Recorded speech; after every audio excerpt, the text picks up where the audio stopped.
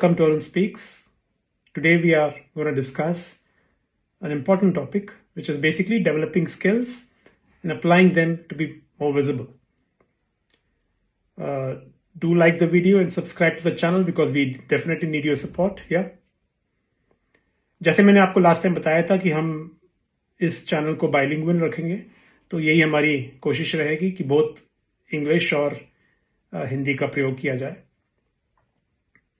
तो ये बहुत कॉमन सा प्रॉब्लम है अगर आप ऑफिस में जाएं और जनरली लोगों को मिले जो प्रोफेशनल्स हैं, वर्किंग प्रोफेशनल्स हैं, कि वो बोलते हैं भाई हमने तो बहुत अपने स्किल डेवलप कर लिए हैं, हम तो बहुत सालों से मेहनत कर रहे हैं, हमारी इस कंपनी में 5 साल हो गए, 10 साल हो गए, बट कोई फ्यूचर नहीं है, कोई प्रमोशन नहीं हुआ। So basically this is a common issue, very largely and widely talked about, कि भाई हमारे करियर का कुछ हो नहीं पा रहा। तो इस बात पे गौर कीजिएगा कि ये सिर्फ जरूरी नहीं है कि आपके पास स्किल है, ये भी इक्वली जरूरी है कि आपकी स्किल्स को आप प्रॉपर्ली अप्लाई करें और अपनी विजिबिलिटी कंपनी में इंप्रूव करें। ये कैसे होता है? चलिए अपने करियर से एक एग्जांपल मैं आपके सम्मुख पेश करता हूं। As I mentioned in my first video, which was about joining a company and then visiting customers, and the theme then was, of course, showing empathy to customers. Here, I had spent about already 4 to 5 months in the company, and we were overall doing quite okay in terms of stabilizing the market situation and growing in the market. Then came the call from our regional headquarters in Asia, which was in Singapore, कि multinational company थी और company की policy के हिसाब से कोई भी technical बंदा जब रिक्रूट होता है उसको एक्सटेंसिव ट्रेनिंग 1 महीने की दी जाती थी सिंगापुर में, और उसके लिए मुझे इनवाइट किया गया और मैं ऑफ कोर्स सिंगापुर गया। और मेरे लिए न्यू कंट्री थी, मैं कभी ओवरसीज नहीं गया था, तो बहुत एक्साइटमेंट थी। लेकिन ये जो 3 या 4 महीने में जो मैं कंपनी ज्वाइन करके अपना काम ऑफिस में कर रहा था या मार्केट में लोगों से वार्तालाप कर रहा था, तो मैंने एक होमवर्क किया। मैं चाहता था कि अगर मैं इस टॉपिक में नाम कमाऊं कि टेक्नोलॉजी जो मेरा एरिया था, जिससे मेरी एक्सपेक्टेशन थी लोगों की, उस एरिया में अगर मेरे को आगे बढ़ना है तो मुझे पढ़ाई करनी चाहिए। ओके, जितना भी मेरे को छोटा मोटा एप्लीकेशन नॉलेज था before joining the company had huge resources and access to those resources, right, including books. तो मैंने 3-4 बुक एकत्रित किए और उसको मैं burning the midnight lamp chart गया बेसिकली, मतलब ऐसा मैंने उसके ऊपर फोकस किया और अपनी सेपरेट एक डायरी बनाई जहां पे मैं जितने भी डाउट्स या कॉन्सेप्ट्स मेरी समझ के पार थे, मेरे पास क्लैरिटी नहीं थी पढ़ने के बाद उन बुक्स को, मैंने उनको लिख के रखा बकायदा। तो दिस शोज दैट कि मेरे को इंटरेस्ट था कि मेरी नॉलेज एनहांसमेंट हो, और जो भी कॉन्सेप्ट्स या कोई भी टेक्निकल या किसी भी चीज में अपनी अंडरस्टैंडिंग ठीक ना हो, पढ़ने के बाद भी उसके लिख के रखें, ताकि जब भी मौका मिले एक्सपर्ट से मिलने के पश्चात हम उनको ये क्वेश्चंस पूछे और डाउट्स क्लैरिफाई करें। उस हिसाब से फिर मैंने इसका बहुत अच्छा प्रयोग जब मैं सिंगापुर में गया तो किया। तो बहुत कॉम्प्रिहेंसिव ट्रेनिंग थी भाई, कि भाई सुबह जाते थे और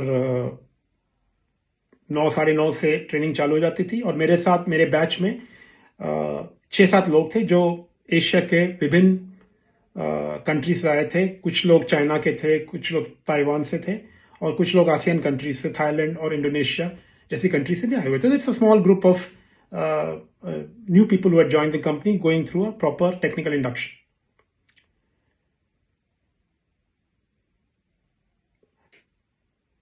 और उसी टाइम पे, क्योंकि हमारा जो ट्रेनिंग प्रोग्राम था तकरीबन 1 महीने तक चला, तो काफी सिग्निफिकेंट टाइम हमने सिंगापुर में बिताया। तो हमारी ट्रेनिंग के दौरान एक और एक्सपोजर हमको मिला कि या दिया गया कि भाई बहुत हमारा एक इम्पॉर्टेंट कस्टमर जो who is based in South Korea and he makes cars. I don't want to name the company basically, but it's a very prominent company which has got manufacturing capabilities even in India. It's anybody's guess then. Okay. Representative senior managers from that company had come to Singapore in our offices, and they were basically having close interaction with our technology people, and we were developing a new technology for their car seating. Okay, जो car की seats होती हैं उसके लिए new technology हम develop कर रहे थे. तो हमको भी मौका दिया एज इंडक्टीज कि भाई हम भी 1-1.5 दिन उसको ऑब्जर्व करें क्या चल रहा है. तो तरह तरह के फॉर्मुलेशंस बनाते थे, उनको मशीन पे लग के हमारे सामने रखते थे. हम साइलेंट ऑब्जर्वर्स थे. ऑफ कोर्स हमारी टेक्निकल टीम विद कस्टमर, जो कस्टमर था कोरिया का, साउथ कोरिया का, वो भी थे. उन सभी के लोग थे. तो बहुत बेपनाह मेहनत की, दिन रात मतलब लगे रहे वो 1.5 दिन. अनफॉर्चुनेटली एक भी सीट ढंग की नहीं बना पाए. ओके, बहुत आइटरेशंस किए, फॉर्मुलेशन कॉम्बिनेशन किए, लेकिन कोई ढंग की सीट नहीं बन पाई. तो काफी डिसअपॉइंटेड था, चेहरे उतरे हुए थे और माहौल बिल्कुल भी चीयरफुल नहीं था. क्वाइट अ बिग डिसअपॉइंटमेंट का माहौल चल रहा था. तो मुझे ऑफ कोर्स कंपनी ज्वाइन करने से पहले प्रोसेसिंग का बेसिक नॉलेज था, क्योंकि मैं एक पॉलीयूरेथेन इंडस्ट्री में काम करता था और ये सीटें पॉलीयूरेथेन केमिकल से बनाई जाती हैं. तो भाई हमने हिम्मत जोड़ी और जब वो मशीन को शट डाउन करने वाले थे कि भाई अपना कुछ होने वाला नहीं है, तो मैंने वहां के लैब टेक्नीशियन को रिक्वेस्ट किया, भाई एक मौका हमको भी दें. एक मशीन हमको अगर केमिकल्स के साथ आधा घंटा मिल जाए तो हम भी कुछ दाव पेच करें ताकि कुछ सुधार हो पाए सीटों में, और देखते हैं क्या होता है. तो उन्होंने बोला चलो try your luck.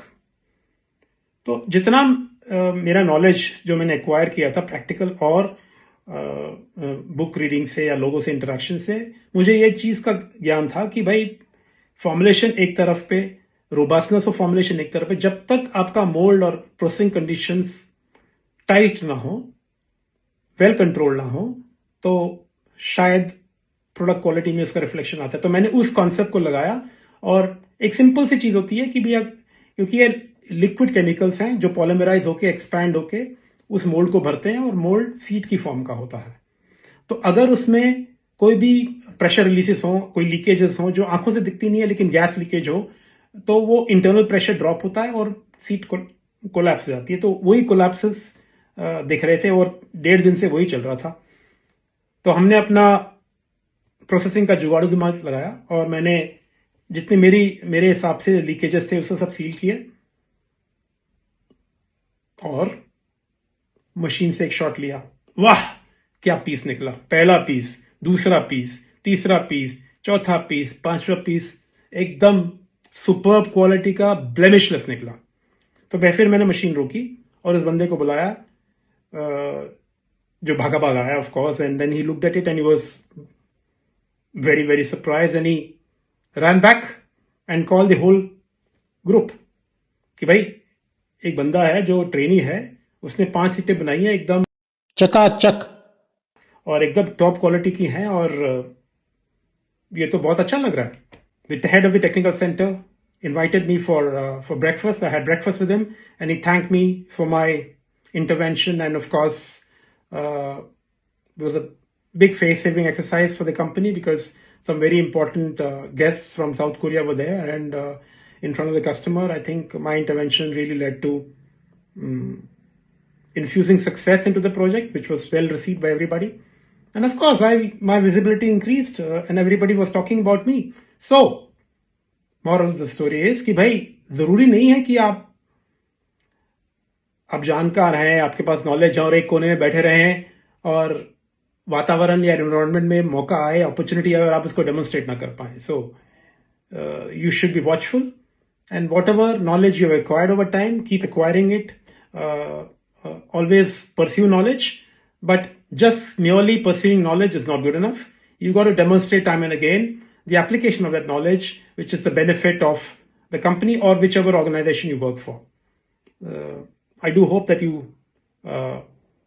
like the theme of the discussion today, do like the video and do subscribe. We need your support because we are a new channel. Thank you very much, and bye bye from Arun Speaks. Thank you.